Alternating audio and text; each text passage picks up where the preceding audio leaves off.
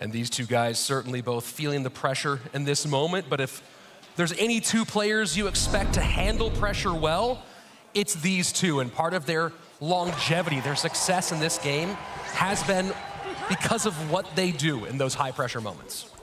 I do not like to lie. And I can promise you this, neither of these guys are going to wilt under the pressure. They are both going to play their game, and that's exactly what I expect from them. So Mortar for Ruben with the Valkyrie. We saw, I believe it was him running some Mortar Valk earlier in the day. Right there, Little Prince able to take out the rest of the Mighty Miner. Morten running Miner, Mighty Miner. Royal Delivery, still not exactly sure what he's going to be doing. Could be a quick cycle with wall breakers. Ruben, 0 elixir right there, but a pretty decent push coming down the lane. And able to be picked up by the Mighty Miner, and you know, it isn't as strong as it was before the most recent emergency nerf, but a lot of the discourse going into this weekend from many of the coaches and analysts about the question of who has played and who hasn't played Little Prince in any given moment. And if you can win the game where you don't have Little Prince and your opponent does, the significant upside that has for the overall match picture, Morten here with a big opportunity to draw significant blood from Ruben. Yeah, and I think we also have to note, because you're right, it is the Little Prince that is definitely the most restricting towards the meta, but I think the second most restricting is going to be the archers. Those archers have been played in every single set. I can't guarantee it, but I would assume that's the case. Well, and then that opens up those big questions, right? As Morten makes decisions in game. Oh, and the missed snowball from Ruben.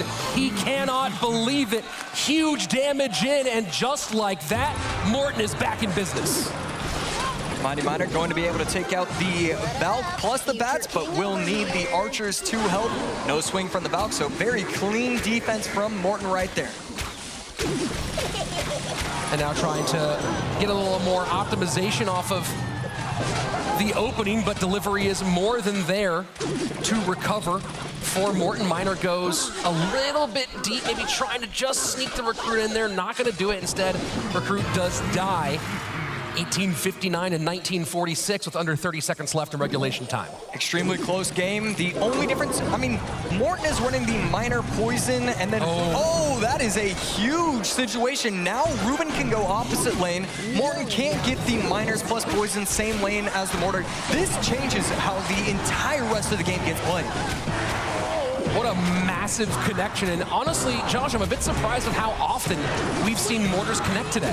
Yeah, it doesn't often happen right there. The Mortar evolution going to take out one of the archers, going to almost take out the second one, and there you go. This is a very solid push. Ruben defends the right lane quite nicely, and he still has a half health Mortar left in play. But look at the damage on the right-hand side, Josh. 1409 on Ruben's tower, so a pretty big gap opening up, and now Ruben has to go back to that same lane he'd switched away from as he has fallen fairly far behind. Yeah, very clean defense from Morten, going to take the left tower down to 1601. So yeah, I mean, as we head into triple elixir almost, Ruben is going to fully switch over to the left lane. He doesn't want to allow Miner Poison value for the rest of this match. And Ruben has been going for prediction on prediction here. The Miners trying to predict things in front of the Mortars, the Skeletons there, trying to make a pickup of their own. That's been sort of the focus of Ruben's game so far. Morten playing very cut and dry, straightforward Clash Royale. Yeah, and Evo'd archers over the middle. How does he want to protect them? Poison gonna come down, and those Evo archers are getting so much value. They take out the entire bush, and he still has one of them walk into the left lane. Great stuff from Morten. This does feel very tight again. Evo Archer getting some more pressure on the left-hand side, but you can see the poison cycle maybe slightly ahead for Ruben at the moment as he gets the prediction on the Skeletons, and he is going to put a ton of damage on and poison back around one more time. Yeah, forget everything I was saying earlier. He's gonna go same lane. It's gonna be a base race to see what is gonna happen. The log versus the snowball will change a lot. Poison in, ticking away. Can the Miner of Morten hit? The Miner from Ruben gets there. 24 HP, Ruben takes game number 1. Little Prince out for Ruben here. That does open up some options for Morten as he does not have to worry about overspending to take That annoying little fella off the board.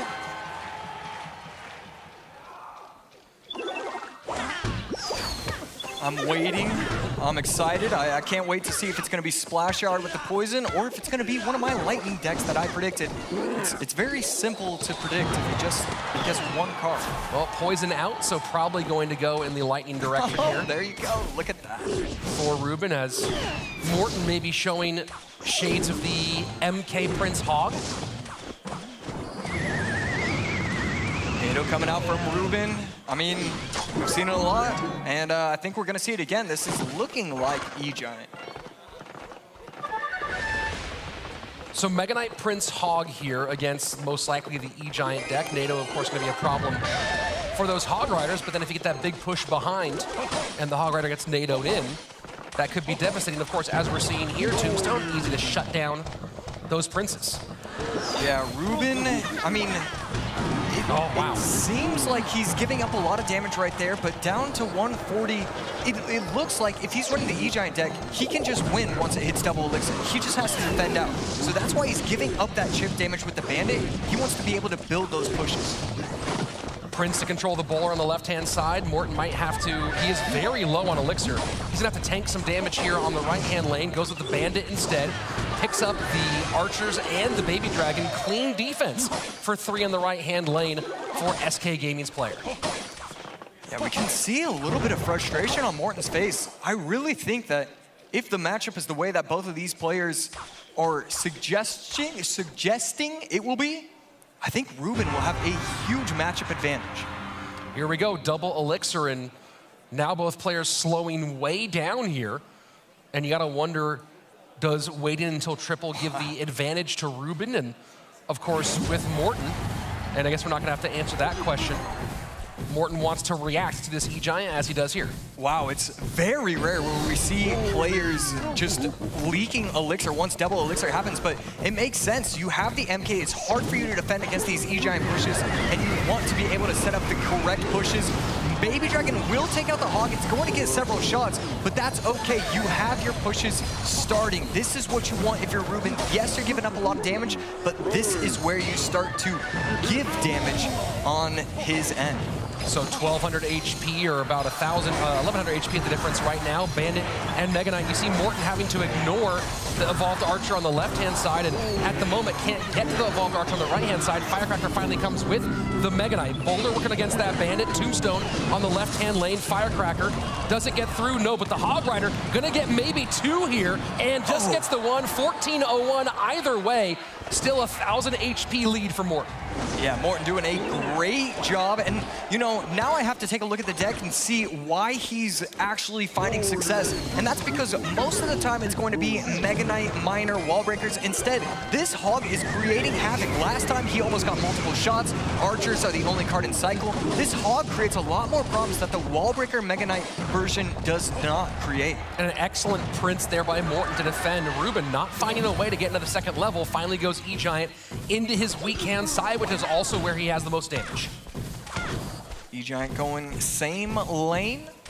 Should not have the Firecracker. And there we go. Actually, the Firecracker Evo being used, so that's interesting as well. Lightning for that Evo'd Firecracker. Hog on the right-hand side with minions behind. Evolved Archers out for Ruben. Prince trying to work against the Electro Giant left-hand lane. Damage on the right-hand side does give Ruben the lead in both lanes with 50 seconds left. Baby Dragon not going to cross the bridge, so going to be able to defend this fairly easily. And right there, the E-Giant coming out just a tad bit too early. Hog plus Bandit, he's not going to choose to Nado to the King Tower, so will the Archers be able to take it out in time? It does, and that's going to be a lead for Ruben, finally, with 30 seconds left in OT. 12:96 to 14:01. Hog to the right-hand side. Bowler will defend. Mega Knight doesn't leap. Mega Knight almost connects, just barely doesn't, and that could be a turning point here. 18 seconds left, and Morten does not have a lot of spell power to go against this lightning. Yeah, right there. Double Baby Dragons up. The minions are going to do nothing. The Hog is going to go to the Tombstone. 979 to 14:01. This is going to be Ruben taking out Morten. Oh my! Of all the things you could expect on day number 1, the last thing, and you can even see Ruben, either a big sigh of relief mixed with maybe a sigh of disappointment that one of his greatest rivals out on the very first day, but it is Ruben